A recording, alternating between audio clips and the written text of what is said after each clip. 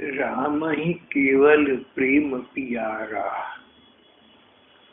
तुलसीदास जी की रामायण है, 500 वर्ष पुरानी। इसमें 7 कांड है। 7वां कांड उत्तर कांड, सुंदर कांड, लंका कांड, फिर उत्तर कांड। उत्तर कांड के आरंभ में राम जी के वापसी का वृत्तांत दिया गया है। फिर आज दिवाली का दिन राम जी वापस आए, उनको राज्य का अभिषेक हुआ। हम तुलसीदास जी के रामायण से वही प्रसंग पढ़ रहे हैं। रहा एक दिन अवधि अधारा। राम जी को 14 वर्ष का वनवास मिला था। राम जी तो वन में चले गए, साधुओं जैसा, त्यागियों जैसा जीवन बिता रहे थे। लेकिन इस 14 वर्ष के दौरान उनकी अयोध्या नगरी में हजारों लाखों नगरवासी चैन से न रह सके। राम जी चले गए। 14 बरस अयोध्या के नर नारी चैन से नहीं रहे। बहुतों ने तो खाना पीना, कपड़ा पहनना, ओढ़ना, शौकीनी की चीजों का त्याग कर दिया। दिल ही नहीं करता था। अगर जीवित रह रहे थे तो केवल इसलिए कि जब 14 बरस के बाद हमारे प्रभु राम जी आएंगे और हमें न पाएंगे, पता चलेगा कि उनके बिना हम जीवित न रह सके तो उनको कष्ट होगा। हमारे चले जाने का प्रभु राम जी को कष्ट होगा। 14 बरस वनवास का कष्ट, फिर हम लोगों का कष्ट, तो हमें जीना चाहिए, हमारा कर्तव्य है। राम जी के प्रति हमारा कर्तव्य बनता है कि हम जैसे भी हों जीते रहें। तो अयोध्या वासियों का इस प्रकार का 14 वर्ष का वनवास अपने नगर में, अपने घर में हो गया था। 14 वर्ष पूरे होने को आ गए। एक दिन बाकी रह गया। अवधि का एक ही दिन शेष रह गया। अब नगर के लोग बहुत ही अधीर हो रहे हैं। राम जी के वियोग में दुबले हुए नर नारी जहां तहां विचार कर रहे हैं कि क्या बात है, राम जी क्यों नहीं आए। कहते हैं प्रेम अंधा होता है। प्रतीक्षा करते करते 14 वर्ष बीत गए थे। आज प्रतीक्षा का अंतिम दिन था। अनेक नगर निवासी भूल गए कि राम जी एक दिन के बाद आएंगे। उनके मन में आशंकाएं आ गईं। आज राम जी ने आना था, आए नहीं। हमसे कोई अपराध तो नहीं हो गया, कहीं कोई अनिष्ट तो नहीं हो गया। प्रकार प्रकार के विचार उनके मन में आने लगे। क्या बात है, राम जी क्यों नहीं आए। इतने में ही अचानक सारा वातावरण बदल गया। हवाएं हल्की हल्की ठंडी सी चलने लगी। फूल खिल गए थे। हवा उनकी महक को लेकर लोगों के आसपास से गुजर रही थी। धीरे धीरे वायु बह रहा था। शीतल मंद सुगंधित वायु और फूलों का खिल जाना। अचानक वातावरण में एक आनंद, एक आह्लाद का स्पंदन हो गया। कुछ सुख की सी लहर दौड़ गई। कई बार हम लोगों के आपके साथ भी ऐसा होता है, अनजाने में हम खुश हैं, पता नहीं क्या बात है।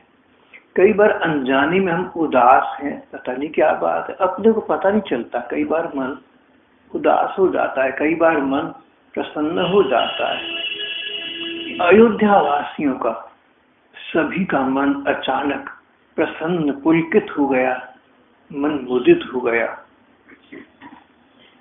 सब सुंदर शकुन होने लगे। सबको लगा कि ये तो राम जी के आने का शुभ समाचार दे रही हैं। राम जी की 3 माताएं, कौशल्या, सुमित्रा, कैकेयी। कौशल्या के तो राम जी पुत्र ही थे। वनवास से पहले सुमित्रा और कैकेयी राम जी को कौशल्या की तरह ही चाहती थी। दैव का दुर्विपाक था जो कैकेयी की बुद्धि पलट गई। पर अब तीनों माताएं समान रूप से राम जी के आगमन की बड़ी अधीरता के साथ प्रतीक्षा कर रही हैं। सबके मन में आनंद हो रहा है, मानो अभी कोई आकर कहना ही चाहता है कि सीता और लक्ष्मण जी सहित प्रभु राम जी आ रही हैं। भरत जी की दाहिनी आंख और दाहिनी भुजा बार बार फड़क रही है। इसे अच्छा शगुन जानकर उनके मन में हर्ष हुआ। सोचा, अवधि का एक ही दिन रह गया।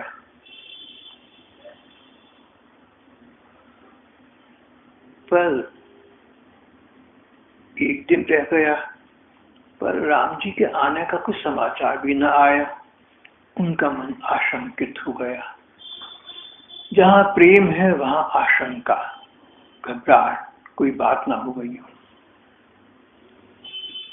भरत जी राम जी के छोटे भाई, उम्र में चारों भाई लगभग बराबर थे, पर चारों का व्यवहार विचित्र था।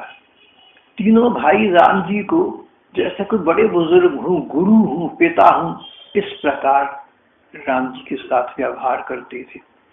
राम जी बड़े थे, कुछ देर बड़े थे, थोड़ी सी देर।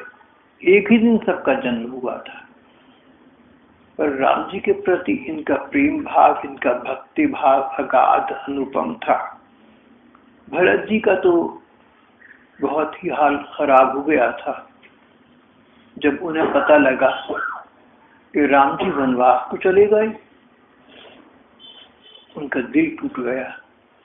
और जब पता लगा कि मेरे कारण से चले गए, जीने की राह समाप्त हो गई थी। वो भरत जी जिन्होंने अयोध्या नगरी छोड़ दी।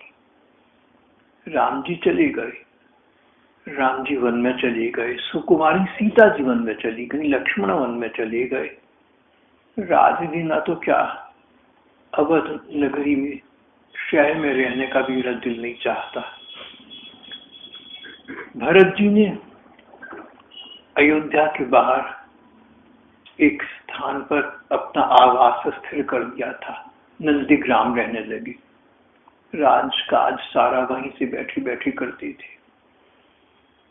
जब भरत जी को पता लगा राम जी वन में चले गए, ये एक प्रकार से वन में चले गए, नगरी के बाहर आकर बस गए।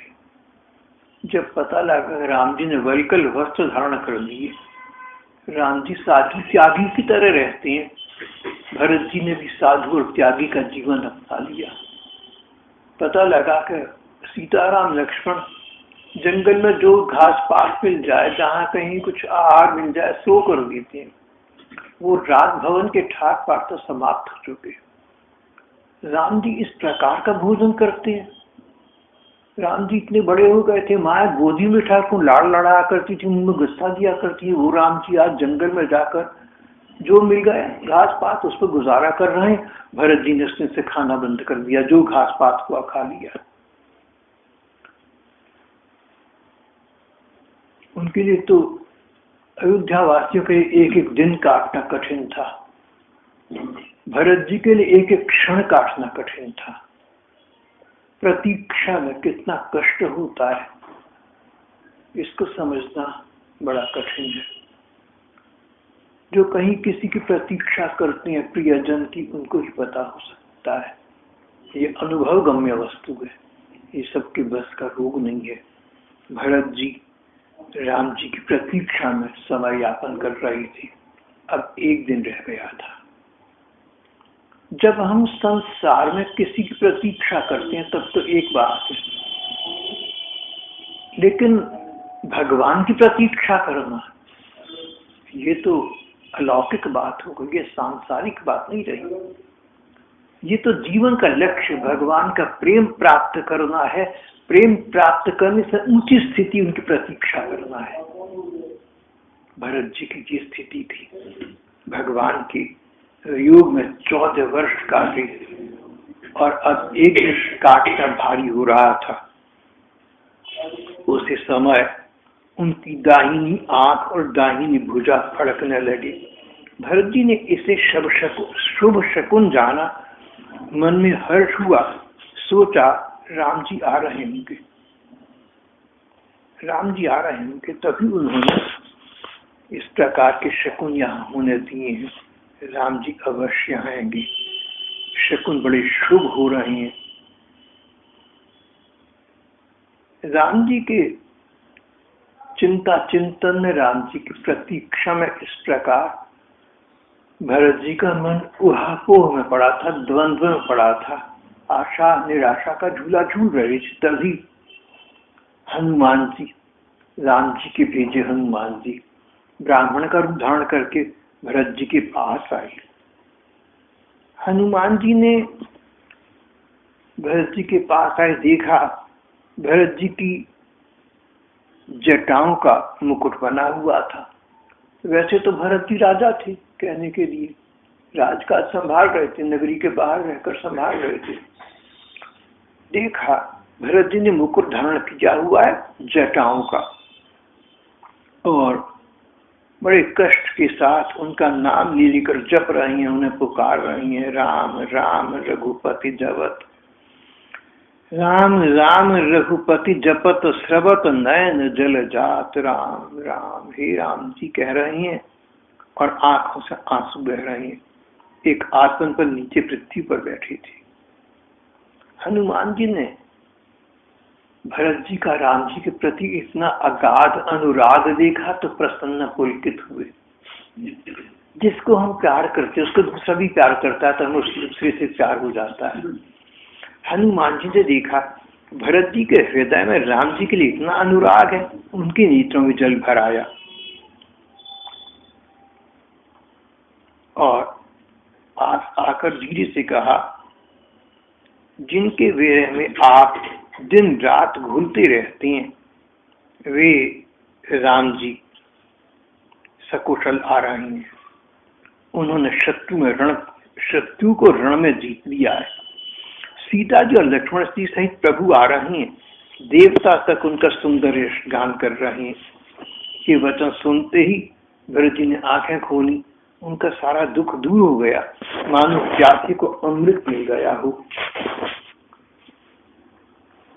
भरत जी की स्थिति, शरीर की स्थिति बहुत दुर्बल हो चुकी थी। किसी को पहचानना तक उनके बस का रूप न रहा था। बोले हनुमान, बोले भैया तुम कौन हो, कहां से आए हो? हनुमान जी को एक बार पहले मिल चुके थे, लेकिन कुछ याद नहीं था, सब भूला हुआ था। भैया तुम कौन हो, कहां से आए हो? तुमने बड़े सुंदर वचन सुनाए हैं। हनुमान जी ने हाथ जोड़कर प्रणाम किया। प्रभु, मैं आपके प्रभु राम जी के दासों का दास हूं। ये सुनते ही भरत जी उठे, आदर पूर्वक हनुमान जी को गले लगा लिया, मानो उनके शरीर में नए प्राणों का संचार हो गया। अच्छा राम जी आ रहे हैं, ये राम जी का सेवक मुझे ये बताने। एक तो राम जी का सेवक 14 वर्ष ने राम जी की सेवा की जो मैं न कर सका, और मुझे ये शुभ समाचार देने आया है। भरत जी को दुख भूल गया, उनके दुख के आंसू खुशी के आंसू बदल गए। हनुमान जी को हृदय से लगा लिया। बोले हनुमान, तुमने कितना शुभ संवाद मुझे सुनाया है, मैं तुम्हें क्या दूं? कुछ भी तो ऐसा नहीं है संसार में जो इसके बदले में तुम्हें दे सकूं। नाहिन तात उड़न में तो ही, भैया मैं तुमसे किसी प्रकार उड़न नहीं हो सकता, तुम्हारा कर्ज नहीं चुका सकता। अच्छा प्रभु का हाल सुनाओ। हनुमान जी ने भरत जी के चरणों में माथा टेकाया, बोले प्रभु राम जी कुशल पूर्वक हैं, उन्होंने मुझे कहा है कि आपको पहले ही समाचार दे दूं। भरत जी और भी प्रसन्न हुए, बोले सुमरा ही मोही दास न्यायी हनुमान, राम जी कभी मुझे अपना अपना सेवक अपना दास समझकर याद करते हैं। हनुमान जी का, भरत जी प्रभु राम जी को तो आप प्राणों के समान प्यारे हैं, आप दास थोड़ा है, आप तो उनके हृदय में बसते हैं, आपकी बातें वो बार बार करते हैं। भरत जी के चरणों में सिर झुकाकर हनुमान जी तुरंत राम जी के पास वापस लौट गए, जाकर सब कुशल समाचार सुनाया। प्रभु राम जी हर्षित हुए, विमान पर चढ़कर चल पड़े। भरत जी हर्षित होकर अयोध्यापुरी में आए। उन्होंने गुरुजी वशिष्ठ जी को और राजमहल में सबको परिवार में ये खबर जनाई कि राम जी कुशल पूर्वक नगर में आज वापस आ रही हैं। खबर सुनते ही संवादाएं उठ पड़ी, दौड़ पड़ी। भरत जी ने प्रभु की कुशल कहकर सबको समझाया। नगर निवासी ने समाचार पाया तो हर्षित होकर दौड़े। राम जी के स्वागत के लिए मंगल की सामग्री लिए हुए नगर निवासिनी प्रसन्नतापूर्वक गीत गाती जा रही थी। जिन जिन को पता लगा, जिस जिसको पता लगता कि राम जी आ रहे हैं, जो जैसे हैं वे वहां उसी दशा में उठ दौड़ते हैं और एक दूसरे से पूछते, भाई राम जी आ गए क्या, भाई तुमने राम जी को देखा है क्या। और प्रभु को आके जानकर अवधपुरी अयोध्यापुरी सभी शोभाओं की खान हो गई। गंगा जी का नाम उस क्षेत्र में सरयू कहलाता है। गंगा जी की धारा बहुत बड़ी है तो क्षेत्र में उसके अलग अलग नाम बन जाते हैं। जो गंगा जी की धारा अयोध्या के पास से होकर बैठती है उसको सरयू कहा करते थे। अब भी बहुत से लोग उसे सरयू नदी कहते हैं। सरयू जी अति निर्मल जल वाली हो गई। वशिष्ठ जी, घर के लोग, भाई, बड़े बड़े वेदज्ञ ब्राह्मण हर्षित होकर प्रेम पूर्ण मन से राम जी की अगवानी करने के लिए चल पड़ी। महिलाएं छतों पर चढ़ गईं, आकाश में खड़ी हुई आकाश में विमान को देख रही हैं, राम जी इस विमान में आ रहे हैं।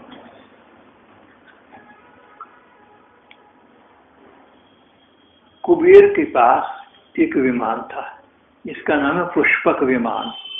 जब राम जी ने आना था तो कुबेर देवता ने पुष्पक विमान राम जी के पास भेज दिया। राम जी उस पुष्पक विमान से वापस अयोध्या आ रहे हैं। अयोध्या लगभग पहुंच गए हैं। आकाश में जैसे कोई हमें हवाई जहाज या हेलीकॉप्टर दिखे, ऐसा सबको पुष्पक विमान आता दिख रहा है। सब हर्षित हो गए।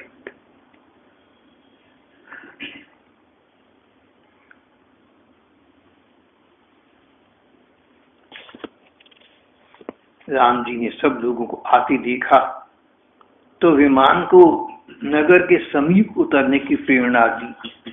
वह पृथ्वी पर उतरा।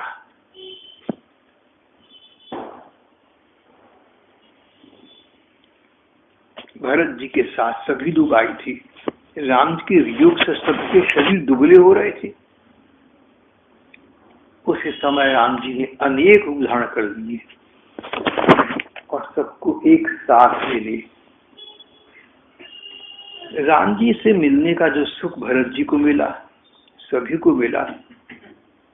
सुनु सेवा सो सुख बचन मन ते भिन्न जान जो पावहि। राम जी और भरत जी को जो परस्पर 14 बरस के बाद मिलने पर सुख मिला, वचन और मन से परे है, उसे वही जानता है जो उसे पाता है। राम जी अलग अलग सबसे मिले। अयोध्यावासी बड़े हर्षित थे। योग से उत्पन्न सब दुख भूल गए।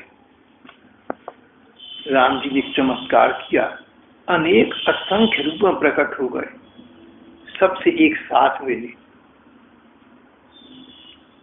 क्षण भर में राम जी सबसे मिल लिए। शिव जी कहते हैं, पार्वती ये रहस्य किसी ने नहीं जाना। रामायण की कथा शिव जी पार्वती जी को कैलाश पर्वत पर सुना रहे हैं।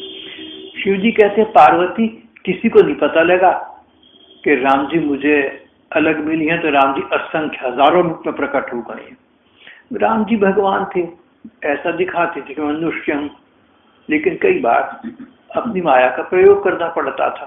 तो आज लोगों के सुख के लिए राम जी हजारों रूपों में प्रकट हो गए। सब लोगों से अलग अलग मिली, किसी से हाथ मिलाया, किसी कंधे पर हाथ रखा, किसी को गले मिली, जिसका जैसा संबंध था। जो बड़े बुजुर्ग थे उनको माथा टिकाया, बच्चे छोटे आए थे उनको प्यार किया, लाड़ लड़ाया। लेकिन सबको यही पता लगा कि सबसे पहले राम जी मुझे मिली हैं। ये रहस्य किसी ने नहीं जाना।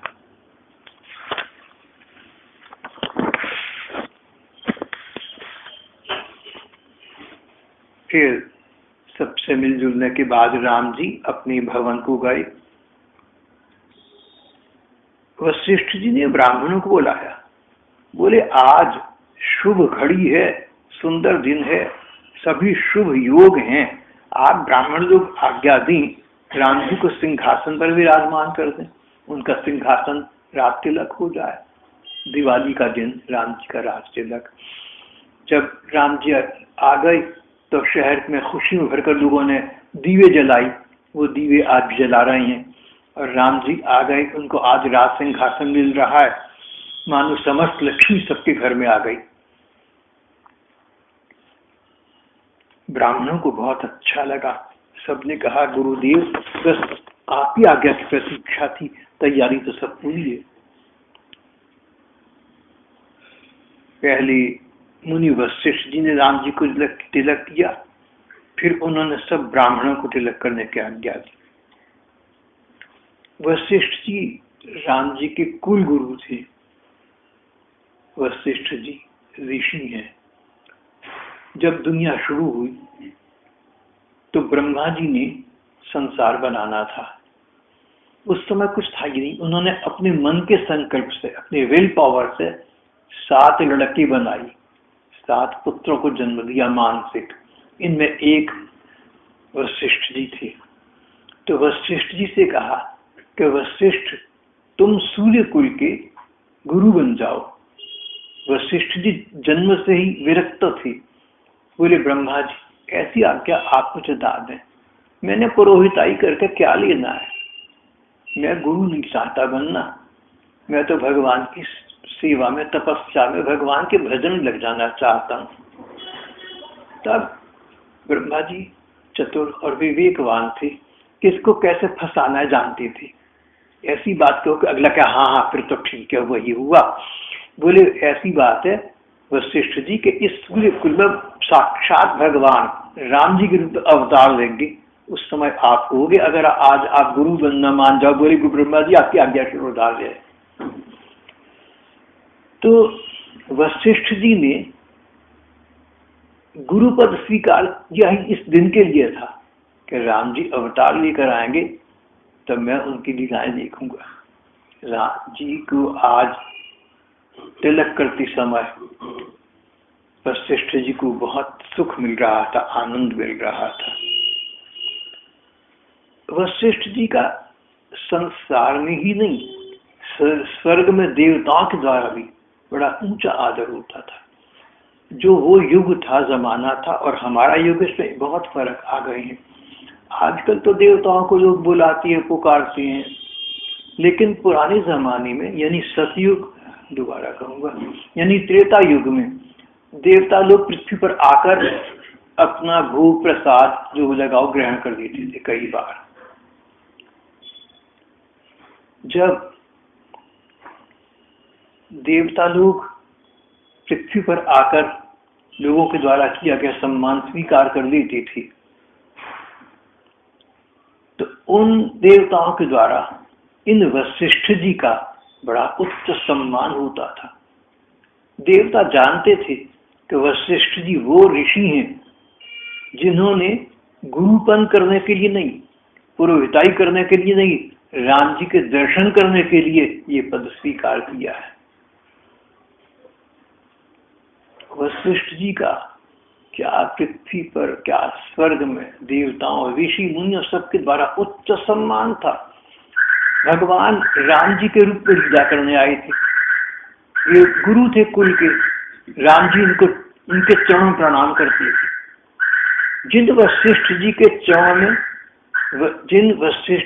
चरणों में प्रभु राम जी प्रणाम करते थे, उनसे अधिक सम्मान उस समय के संसार में किसका माना जा सकता है। पर वशिष्ठ जी विनम्र थे,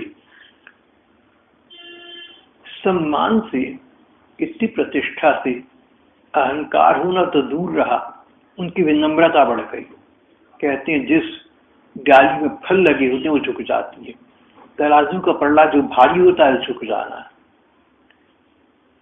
वशिष्ठ जी, सम्मान तो उनका था, अधिकार तो उनका था, पर उन्होंने अन्य ब्राह्मणों को बुलाकर सम्मान देने के लिए उनसे कहा, आप लोग जब आज्ञा दें तब आपकी आज्ञा के अनुसार राम जी का राज तिलक हो जाए।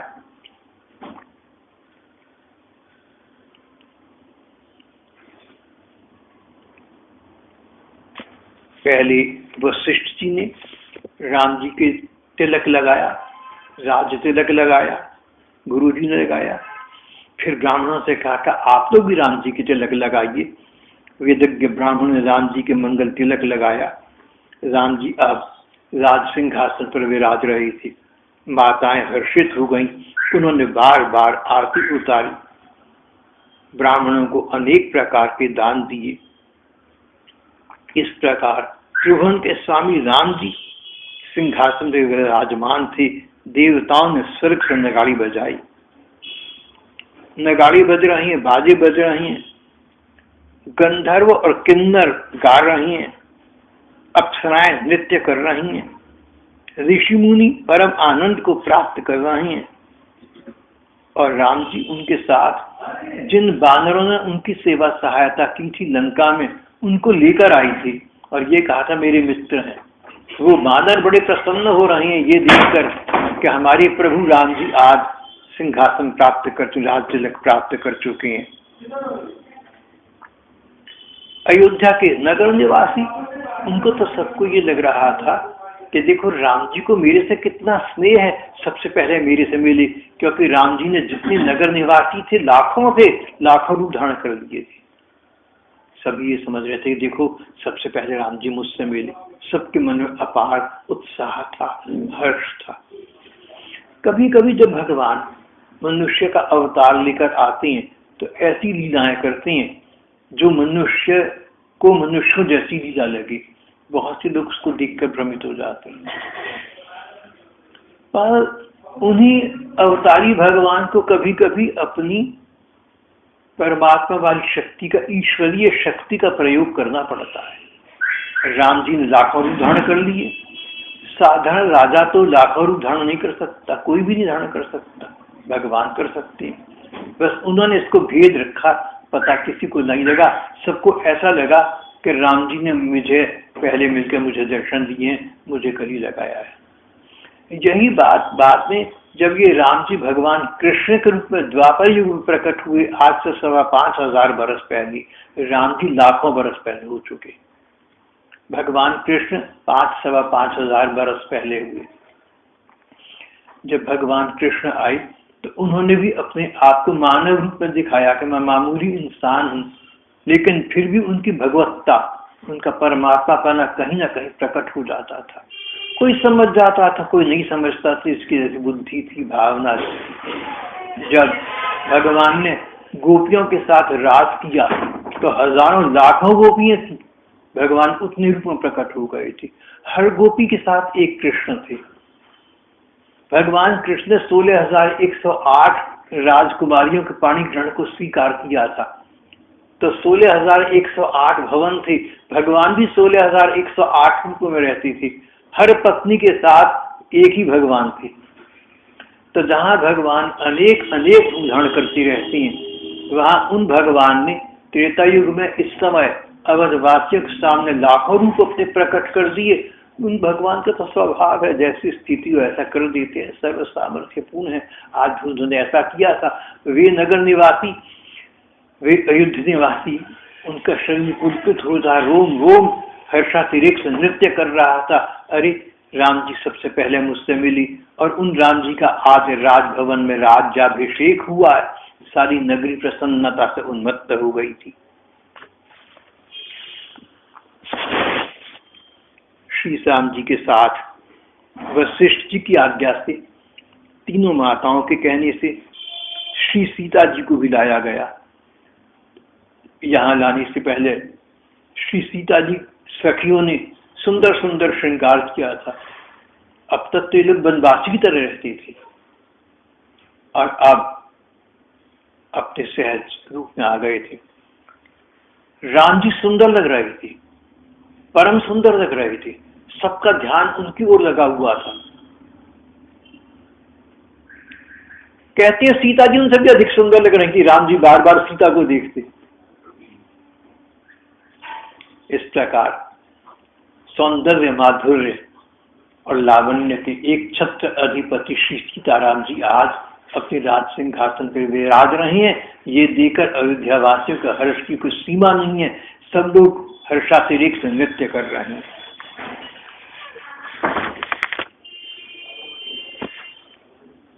बाद में जब स्थिति सामान्य हो गई, देवता आए, शिव जी आए, 4 वेद हैं उनके देवता आए, सबने श्री सीताराम जी की सिंहासन में विराजमान श्री सीताराम जी की स्तुति।